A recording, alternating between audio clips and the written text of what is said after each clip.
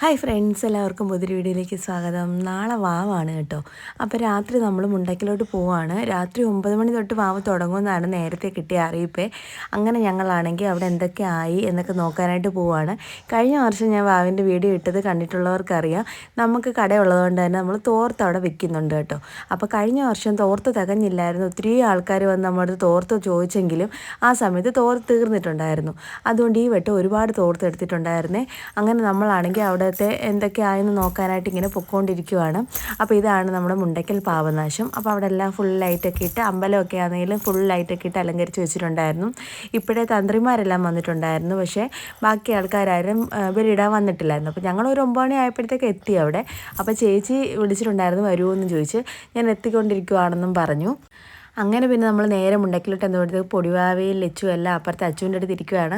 അങ്ങനെ നമ്മൾ അകത്തോട്ട് കയറി അച്ഛൻ്റെ അടുത്ത് ഒത്തിരി ആൾക്കാർ ഉണ്ട് ഈ വട്ടം തോർത്ത് വയ്ക്കാനെന്നൊക്കെ പറഞ്ഞു.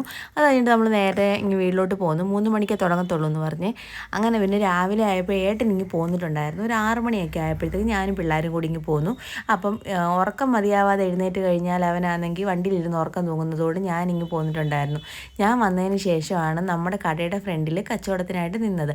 അവിടെ സാധനങ്ങളെല്ലാം ഇട്ടിട്ടുണ്ടായിരുന്നെങ്കിൽ അച്ഛന് കടയിൽ നോക്കണം, തോർത്തും വെക്കണം, എല്ലാം കൂടെ പറ്റത്തില്ല. ചേച്ചിയാണെങ്കിൽ പാചകരംഗം ഏറ്റെടുത്തിട്ടുണ്ടായിരുന്നു. ഞങ്ങൾ ആരും ഇല്ലായിരുന്നല്ലോ. അമ്മ അങ്ങ് പോയി, ഞാനും വന്നിട്ടില്ലായിരുന്നു.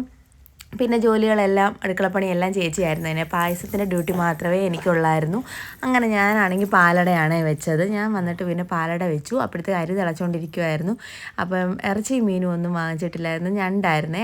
അമ്മൂമ്മയ്ക്ക് ഇഷ്ടം ഞണ്ടാണെന്നും പറഞ്ഞാണ് ഞണ്ട് റോസ്റ്റൊക്കെ വെച്ച് എല്ലാവരും ഫുഡൊക്കെ കഴിച്ചു. അത് കഴിഞ്ഞ് കുറച്ച് സമയം നമ്മളിരുന്നപ്പോൾ ലക്ഷ്മിയമ്മ ഐസ്ക്രീം കൊണ്ട് കൊടുത്ത് അതും എല്ലാം കഴിച്ചിട്ട് നമ്മൾ നേരെ വീട്ടിലോട്ടിങ്ങ് പോന്നിട്ടുണ്ടായിരുന്നേ. ഞാൻ ബലിയിട്ടിട്ടുണ്ടായിരുന്നു. ബലിയിടുന്ന വീഡിയോ ഒന്നും എടുക്കാൻ പറ്റിയില്ല. ഭയങ്കര ജനത്തിരക്കായിരുന്നു. ഞാനാണെങ്കിൽ ഫോൺ കൊണ്ടുപോയതുമില്ല. തന്നെയാണ് ബലിയിടാൻ പോയത്. അവിടെ എല്ലാവരുടെ സാധനങ്ങൾ മോഷണം പോകുന്നെന്ന് പറഞ്ഞതുകൊണ്ട് തന്നെ ഞാൻ ഫോണൊന്നും എടുത്തില്ല. പൈസ കൊണ്ട് മാത്രമാണ് പോയത്. അവിടെ ചെന്നപ്പോൾ അവർ പറയുന്നതൊന്നും നമുക്ക് കേൾക്കാനും പറ്റുന്നില്ല. അപ്പുറം ഇപ്പുറം പറയുന്നവരെ എല്ലാം കൂടെ മിക്സ് ആകുന്നതുകൊണ്ട് നമുക്ക് ശരിക്കും എനിക്ക് ഒരു സന്തോഷത്തോടെ ഒരു തൃപ്തിയോടെ എനിക്ക് ബലിയിടാൻ പറ്റിയിട്ടില്ല കേട്ടോ.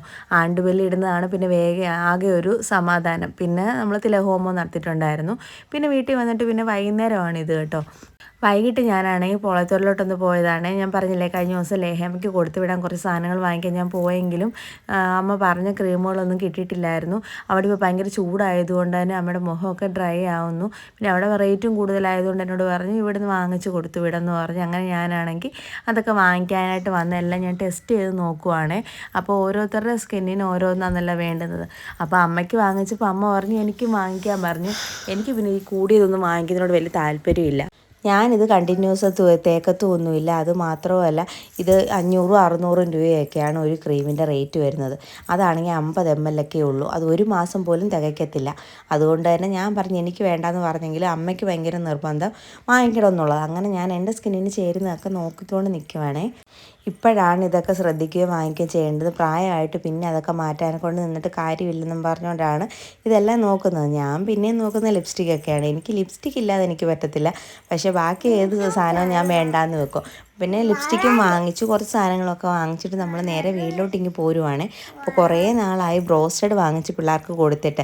അങ്ങനെ നമ്മൾ നേരെ ക്യുക്സയിലോട്ട് വന്നു. അപ്പം ബ്രോസ്റ്റഡ് ഇവിടെ ചിക്കൻസ് കയറാവുന്ന കാശി പറഞ്ഞതാണ്. ഞാൻ പറഞ്ഞു അവിടുന്ന് വേണ്ട, നമുക്ക് ക്യുക്സയിൽ നിന്ന് വാങ്ങിക്കാമെന്നും പറഞ്ഞിട്ട് വന്നിട്ട് ഏട്ടനും കാശിയും വെളിയിൽ നിന്നു. ഞാനും ശ്രീമോനും കൂടെ മാത്രം അകത്ത് കയറി ബ്രോസ്റ്റഡ് നോക്കി പോവാണ്. അങ്ങനെ അവിടെ കോംബോ ഉണ്ട് കേട്ടോ. 4 പീസ് 249 രൂപ. അപ്പോൾ ഞങ്ങൾ അതാണ് ഓർഡർ ചെയ്തത്. അപ്പോൾ അതെടുക്കാനായിട്ട് ഞങ്ങൾ വെയിറ്റ് ചെയ്യുവാണ്. ശ്രീമോനാണെങ്കിൽ അപ്പുറം ഇപ്പുറം ഇരിക്കുന്ന സാധനങ്ങളൊക്കെ വേണമെന്നൊക്കെ പറയുന്നുണ്ട്. ഞാൻ പറഞ്ഞു നമുക്ക് വേഗം പോവാം, പപ്പ വെളിയിൽ നിൽക്കുക, വെളിയിൽ നിന്ന് നമുക്ക് ജ്യൂസ് കുടിക്കണമെന്നൊക്കെ പറഞ്ഞുകൊണ്ടാണ് ഇറങ്ങുന്നത്. അല്ലെന്നുണ്ടെങ്കിൽ അതും ഇതും വേണമെന്നും പറഞ്ഞ് ബഹളമാണ്. ഇപ്പം തന്നെ ഈ വോയിസ് ഇടാൻ എന്നെ കൊണ്ട് സമ്മതിക്കുന്നില്ല. വണ്ടിയുടെ കാര്യമൊക്കെയാണ് അവൻ പറയുന്നത്. അങ്ങനെ പിന്നെ നമ്മൾ നേരെ വീട്ടിലോട്ടിങ്ങ് പോന്നു. അപ്പോൾ ഇന്നത്തെ വീഡിയോ ഇത്രയൊക്കെ ഉള്ളായിരുന്നു. വീഡിയോ ഇഷ്ടപ്പെട്ടെങ്കിൽ എല്ലാവരും ലൈക്ക്, ഷെയർ, സബ്സ്ക്രൈബ് ചെയ്ത് സപ്പോർട്ട് ചെയ്യുക. അപ്പോൾ പുതിയൊരു വീഡിയോ ആയിട്ട് വരുന്നത് വരെ ta ta bye bye, see U.